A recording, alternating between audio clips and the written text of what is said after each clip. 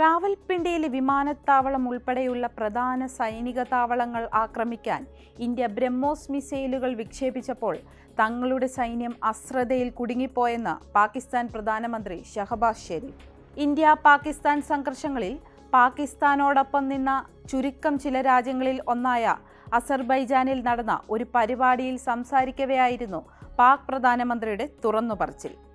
അസീം മുനീറിന്റെ നേതൃത്വത്തിലുള്ള സൈന്യം മെയ് 10 പ്രഭാത പ്രാർത്ഥനയ്ക്ക് ശേഷം ഇന്ത്യയെ ആക്രമിക്കാൻ പദ്ധതിയിട്ടിരുന്നുവെന്ന് ഷെരീഫ് പറഞ്ഞു. എന്നാൽ പുലരുന്നതിന് മുമ്പ് തന്നെ പാകിസ്ഥാനിലെ വിവിധ പ്രവിശ്യകളിൽ ഇന്ത്യ ദീർഘദൂര സൂപ്പർസോണിക് ബ്രഹ്മോസ് ക്രൂയിസ് മിസൈലുകൾ വർഷിച്ചതായി പ്രധാനമന്ത്രി പറഞ്ഞു. പുലർച്ചെ നടന്ന ആക്രമണത്തെക്കുറിച്ച് മുനീർ അറിയിച്ചതായും അദ്ദേഹം പറഞ്ഞു. അസീം മുനീറിന് ഫീൽഡ് മാർഷൽ പദവിയിലേക്ക് സ്ഥാനക്കയറ്റം നൽകിയിരുന്നു. മെയ് 9, 10 രാത്രിയിൽ ഇന്ത്യൻ ആക്രമണത്തിന് നിയന്ത്രിതമായ രീതിയിൽ മറുപടി നൽകാൻ ഞങ്ങൾ തീരുമാനിച്ചു. ഫജർ പ്രാർത്ഥനയ്ക്ക് ശേഷം പുലർച്ചെ 4:30 തിരിച്ചടിക്കാൻ ഞങ്ങളുടെ സായുധ സേന തയ്യാറായിരുന്നു. എന്നാൽ ആ സമയം എത്തുന്നതിന് മുമ്പ് തന്നെ റാവൽപിണ്ടിയിലെ വിമാനത്താവളം ഉൾപ്പെടെ പാകിസ്ഥാനിലെ വിവിധ പ്രവിശ്യകളെ ലക്ഷ്യമാക്കി ഇന്ത്യ ബ്രഹ്മോസ് ഉപയോഗിച്ച് മിസൈൽ ആക്രമണം നടത്തി. ലാച്ചിനിൽ നടത്തിയ പ്രസംഗത്തിൽ ഷെരീഫ് പറഞ്ഞതിങ്ങനെ: പടിഞ്ഞാറൻ അതിർത്തിയിലെ സിവിലിയൻ പ്രദേശങ്ങളിൽ പാകിസ്ഥാൻ ഡ്രോൺ മിസൈൽ ആക്രമണങ്ങൾ നടത്തിയതിന് മറുപടിയായി ഇന്ത്യ ലക്ഷ്യമിട്ട 11 സൈനിക കേന്ദ്രങ്ങളിൽ റാവൽപിണ്ടിയിലെ നൂർഖാൻ വ്യോമതാവളവും ഉൾപ്പെടുന്നു. നൂർഖാനെ കൂടാതെ റഫീഖി, മുരീദ്, റഹിയാർ ഖാൻ, സുക്കൂർ, ചുനിയാൻ എന്നിവിടങ്ങളിലെ പാക് സൈനിക താവളങ്ങൾ ഇന്ത്യ ആക്രമിച്ചു.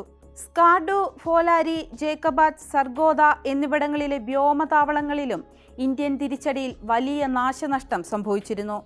ഓപ്പറേഷൻ സിന്ദൂറിന്റെ ഭാഗമായി ഇന്ത്യൻ സൈന്യം പാകിസ്ഥാനിലെയും പാക് അധിനിവേശ കശ്മീരിലെയും ഭീകരകേന്ദ്രങ്ങളെയും തകർത്തിരുന്നു.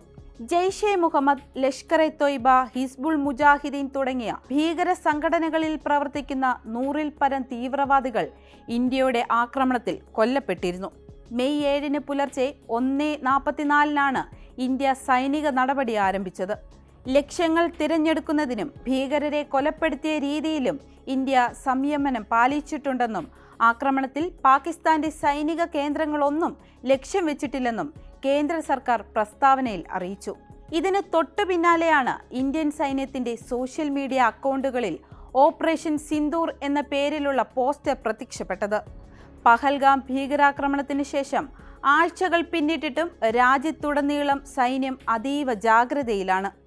ഇതിന്റെ ഭാഗമായി മോക്ക് ഡ്രിൽ പോലെയുള്ള പ്രതിരോധ പ്രവർത്തനങ്ങൾ ശക്തമാക്കിയിട്ടുണ്ട്. ഭീകരാക്രമണം ഉണ്ടായാൽ വേഗത്തിലും എല്ലാവരെയും ഏകോപിപ്പിച്ചും ഫലപ്രദമായ പ്രതികരണം ഉറപ്പാക്കാൻ ഇത്തരം മോക്ക് ഡ്രില്ലുകൾ തുടരുമെന്ന് ഉദ്യോഗസ്ഥർ അറിയിച്ചിരുന്നു. ഭീകരാക്രമണങ്ങളെ നേരിടാൻ നിലവിലുള്ള തന്ത്രങ്ങൾ എത്രത്തോളം ഫലപ്രദമാണെന്ന് വിലയിരുത്തുവാനും ആവശ്യമെങ്കിൽ അവ മെച്ചപ്പെടുത്തുവാനും മോക്ക് ഡ്രിൽ അവസരമൊരുക്കും. അതിവേഗ പ്രതികരണം, രക്ഷാപ്രവർത്തനം, ബന്ദിമോചനം തുടങ്ങിയ സാഹചര്യങ്ങൾ ഈ ഡ്രില്ലിൽ അനുകരിക്കും. ഇത്തരം മോക്ക് ഡ്രില്ലുകൾ പൊതുജനങ്ങളിൽ സുരക്ഷാ അവബോധം വളർത്താനും അടിയന്തര സാഹചര്യങ്ങളിൽ എങ്ങനെ പ്രതികരിക്കണം എന്നതിനെക്കുറിച്ച് ധാരണ നൽകാനും സഹായിക്കും. ഭീകരവാദത്തിനെതിരായ ഇന്ത്യയുടെ ശക്തമായ സന്ദേശം ലോകരാജ്യങ്ങളെ അറിയിക്കുന്നതിന് വിവിധ നേതാക്കളുടെ നേതൃത്വത്തിലുള്ള സർവകക്ഷി സംഘടനകൾ അന്താരാഷ്ട്ര സന്ദർശനങ്ങൾ നടത്തിവരികയാണ്.